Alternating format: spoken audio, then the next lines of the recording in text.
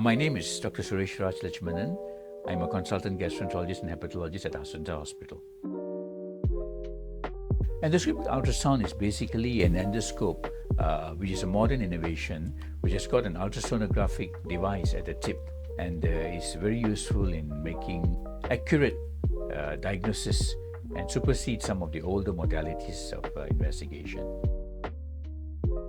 A patient who is supposed to undergo an endoscopic ultrasound would require to fast for 6 hours and to come to the daycare center. He will be then assessed for allergies and other medical issues, and once he's taken into the daycare theater, he will be subjected to sedation, and this scope is introduced through orally with the mouthpiece of course in place, and is taken slowly down into the throat and into the esophagus and the stomach and duodenum, and examining these various points in succession.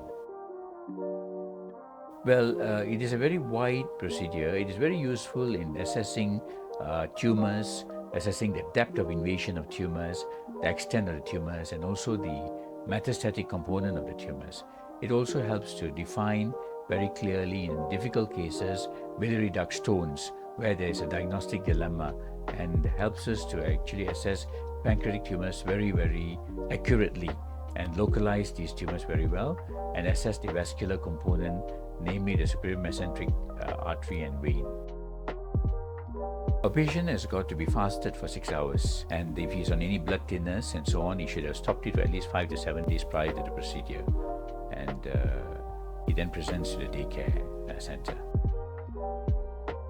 Well, generally, while you do the procedure, as you pass the large endoscope down, the patient may experience some discomfort and some gagging effect. But usually the procedure is quite smooth because we give sufficient sedation and also local anesthesia to numb the area. So once we go down, the throat is usually quite smooth thereafter, and the patient may experience some abdominal bloating due to the wind after the procedure. It usually clears up very quickly.